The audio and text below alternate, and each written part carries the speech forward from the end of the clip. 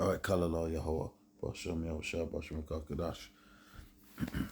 Double honors to the apostles at Great Millstone. Salutes to you, bros, teaching the word in sincerity and in truth.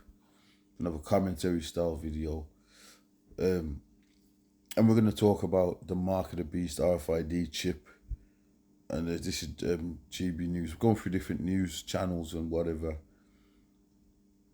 What does it stand for? Great Britain News, right? And they're going into, is cash dead? We know that the new currency, that the currency they're going to use is going to be a chip. Like when you go to a cashier, so the scan, well, you can scan a card or watch, or you can scan, ultimately it's going to be your body, your hand, your biometrics. All right, let's play this. We don't always agree, as you know, but is cash still king? Of course it isn't. The Treasury Select Committee has released a report today talking about the dangers of us becoming a cashless society, warning it'll hit the vulnerable hardest. That's right, Dame Meg Hill. All right, so there you have it right there. The Treasury Committee. The Treasury Committee has come out and basically said that a cashless, basically, we are a cashless society. Let me say that again. Let me phrase that again. The Treasury Committee. 1 second.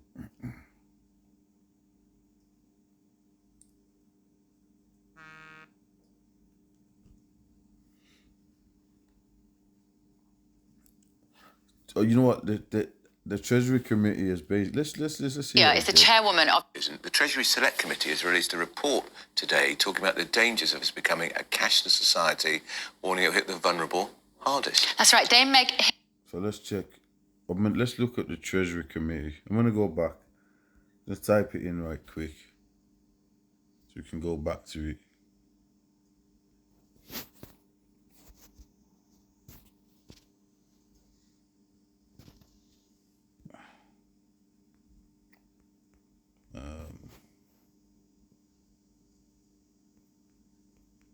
Okay, let's do this.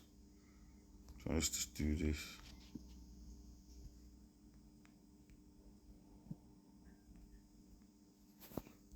Treasury. Give me a second, yeah. And we're gonna look them up.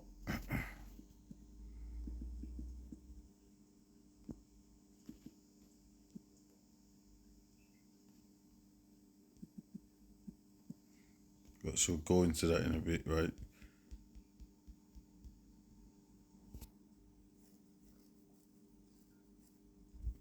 So this is dealing with Her Majesty's Treasury. Warning it'll hit the vulnerable hardest. That's right, Dame Meg Hillier is the chairwoman of the Treasury Select Committee and Labour MP Hackney South and Shoreditch. Good morning to you, Dame Hillier. So just tell us what the outcome could be. What are the risks of us having no cash to spend in the shops? Well, look, we don't think we've got to that point yet, but we are concerned that it's harder for a lot of people to spend cash. Like a lot of businesses, parking meters, other services just don't accept cash. So that affects people who, if you're poorer and you're trying to budget, even if you have a credit card, that's £100 at the tap. That's a kind of worrying amount to spend if you're not careful as you're tracking it. And sometimes people haven't got a digital smartphone. And we also have some really compelling evidence about the challenges for people with learning disabilities and people who've fled or are in situations of domestic abuse where their abusers can easily track them digitally, but cash is a lifeline. So there are lots of things that we need to be thinking about as, some people think, oh, it's quite normal. I've got children who I offered them a £20 note, don't know what to do with it because they're used to seeing everything digitally. And we know that lots of people just do that digital route, but we've got to remember that the people who don't need to be able to use cash and have it accepted in the businesses that they frequent. I thought there was a really fascinating example in your report, Dame Meg, where you talked about the mother who went to school. She's in an abusive relationship. The school would not let her pay for her child's school meals with cash, and the husband was withholding money. And so this put her in an impossible position. And the school was inflexible and simply wouldn't allow cash to be as a transaction. Is your committee saying that should be made illegal? Well, we have got So it seems like you got some schools that they basically ain't accepting cash. So you go to a school, here it is, you got to pull out a £5 note, £10 note, £20, and it might go, well, you got to tap a card. We don't accept. We got to tap a card or tap your phone to pay for this. So now you got all these smartphones and that they come out. You know, the smartphones. Everybody's got a smartphone. Kids, children. You know what I mean. It could be 12, 11, 10, 7. Younger than that with a smartphone. Well, actually, yeah. You know what I'm saying? You know, and everybody's walking around with smartphones, so they'll pay with their phone. This is where we're at with things. Now, if you would have went before, no, that can't happen. That ain't gonna happen.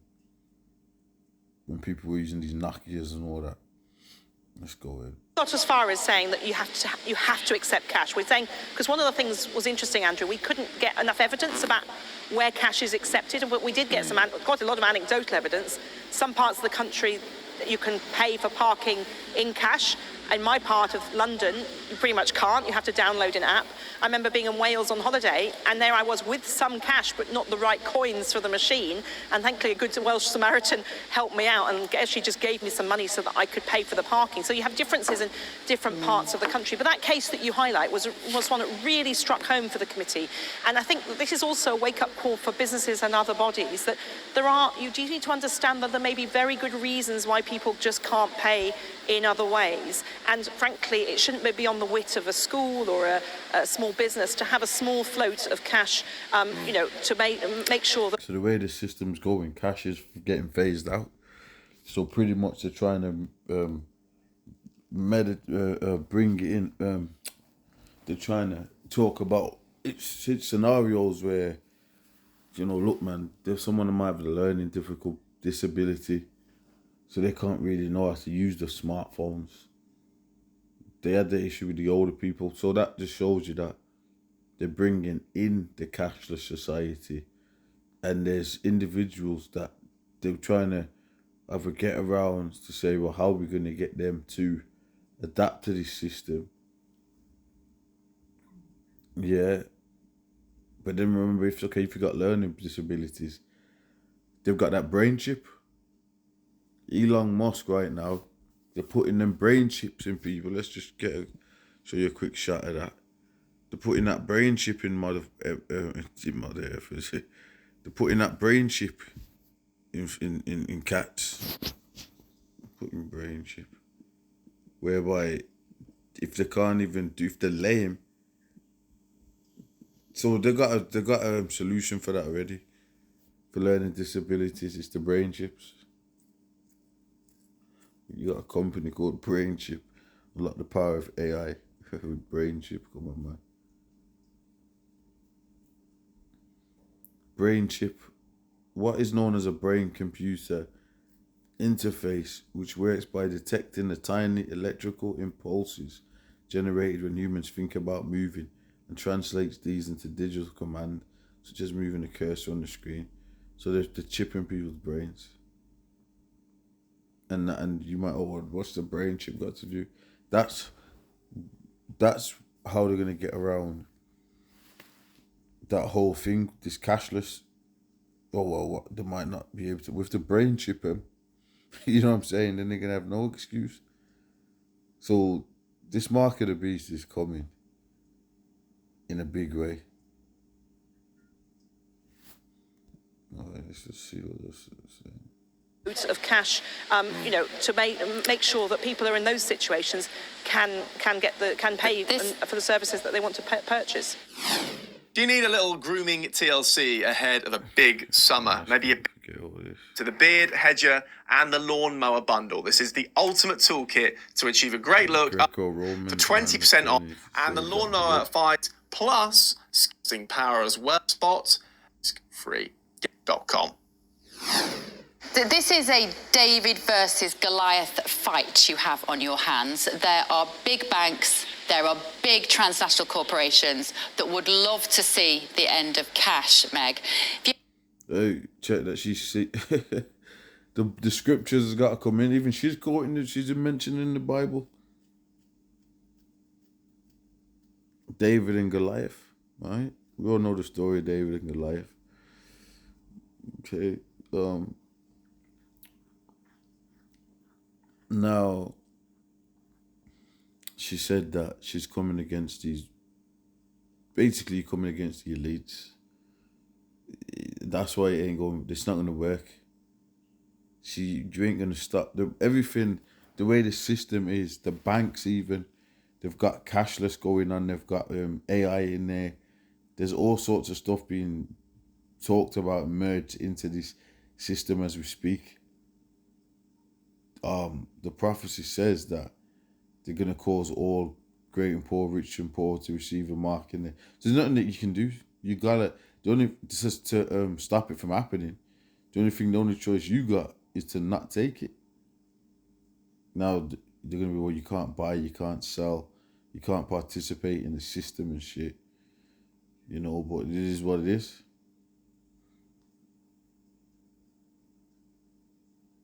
Had to predict how many years do you think you can keep the fight to keep cash in people's pockets? Well, it's interesting, actually, because obviously lockdown saw an increase in people using digital routes. But actually, since lockdown, we've seen an uptick in people using cash. Possibly because they're budgeting in the difficult financial situation many households are in. But people are saying they do want to spend in cash. And when we spoke to people like the markets, street markets, cash is still king in those sorts of environments. So it's not good, not dead yet. But the government's doing this thing called a financial inclusion strategy. So it's looking overall at how people use money and access services, that require that sort of spending. And we're saying to them to really think about these things and perhaps do a bit of work to find out where cash is accepted and where it's not, and what the impact is on different groups of people. And part of the problem, as Bev's alluded to, the banks, they're closing so many cash machines now. The high street where I live in North London, there were 3 bank machines. They've all gone, which is making it more and more difficult to get cash. How can you persuade the banks that they've got a community duty to keep cash available? Y'all ain't gonna, like, all these on this panel, whatever they might think, because remember, you're gonna have people that are involved in this system that basically, man, they might not want things to go a certain way, but you're part of that system, and when they really push this and implement it, all y'all gonna get chipped. Y'all ain't gonna rebel, man. Y'all ain't on that. You know what I mean? When they say, well, you actually can't right now, that's why they're trying to get this. They're trying to reason through the government, government on government to stop this, but you ain't gonna stop it, man. Okay, you're just not gonna stop it. Now, let's play. Well, this is interesting, and certainly the bodies that deal with providing cash, so this is different from accepting it in a business, of course, are all private. The government's introducing this thing called banking hubs, and we'll wait to see how that goes. That's an aim to get that money. That's more, though, perhaps, Andrew, other than for those of us in London, it's less of an issue than it is for perhaps rural areas where banks have closed in villages and small towns in quite large numbers. But the two are definitely connected, and we touch on that in our work. Because if businesses can't bank the cash that they receive from customers, that means that they're maybe more inclined to lean into not accepting cash at all. But I think a lot of businesses just would not have thought of the impact on some of those individuals that can only pay by cash. And one of the other things we're very concerned about is what we call the poverty premium. If you haven't got much money and you only use cash because you haven't got a smartphone and you're worried about overspending, even if you do have a card, you're using it to budget, there are fewer and fewer places. If there are fewer and fewer places where you can spend that money, you may end up paying a higher price for your goods and services than those of us who can use digital. But I've been trying to use cash more since we've been doing this work. I was and it's going to really ask interesting you, in the supermarket, for instance, there can be a long queue. Yeah. But do you always carry cash? Because I do, as a point of principle, I always carry cash. Yeah, I do, and especially since we picked up on this issue about women, well, mainly women, but people, victims of domestic abuse. I make the point of trying to pay in cash when I can. Sometimes I still do use digital, but I think it is important that the more of us, use it or lose it, really. That we show that this is still legal tender. It's something that we should. It's use physically. They own the monetary system. This is just not gonna. The top elites own the monetary system. They print the money, the FRNs, the digital. The matter of fact, the cash is not even real money, right? We always go into it. It's not backed by nothing really. It's not. It's just debt. Okay, it's a debt-based system going on here. So they want to bring in the next phase of their plan on the pyramid. This. So I like them troopers, man. Them old school ones, anyway. And they want to bring in this whole new way of paying, which is the biometrics. People are paying with their hands. People are scanning their hands, scanning their watches. People are scanning their phones, so external things. But basically, from what you've read, from what they're saying, cash is out of there. Cash is gone. Let me bring let me read it. Let me get the scriptures. Let's read this right quick.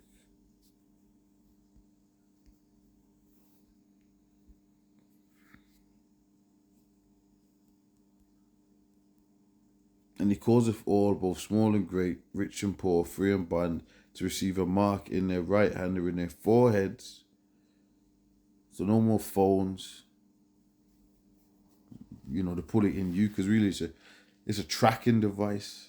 With a phone, if you can say, well, the phone, they can track you. Well, you can dispose of the phone. That's what people do. This is that no man might buy or sell, and they can control you if you got this chip right up in your head, man. And no man might buy or sell, save he that had the mark or the name of the beast or the number of his name. Transactions, we're talking about transactions. The next way that they're going to get this system all locked down is with this mark of the beast RFID chip. That's what's coming, bro. I'm putting that on the result.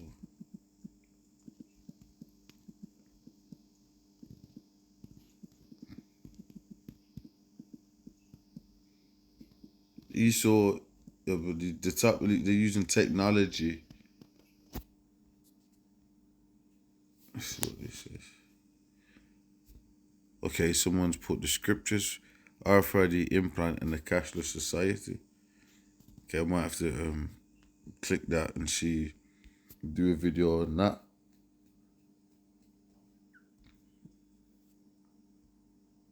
That's the next way that these payments are going. Right. We show that this is still legal tender. It's something that we should. You physically can see it. I think it's something that's important to do. And there's lots of places in my part of central London where cash is just not accepted. Yeah, it's not backed by nothing. It's not, it's legal tender. It's not backed by nothing. It's debt. They just print it. They literally just print this stuff. It's just digits in the matrix. It's digits on the screen. So this is major prophecy. This is where things are going. It's a major topic.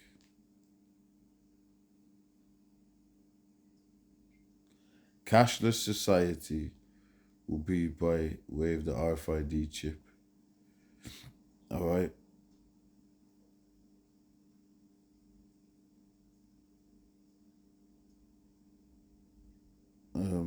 Let me see what this is.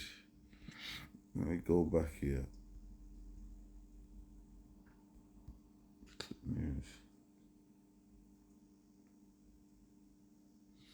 Okay, it's in the UK Parliament right now.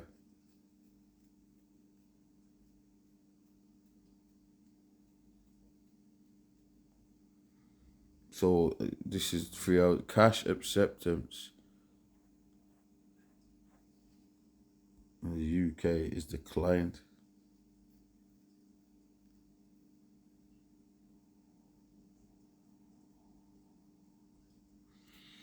So this is another news report on it. I've just watched the video. So these are official sites. They're not conspiracy sites. You know.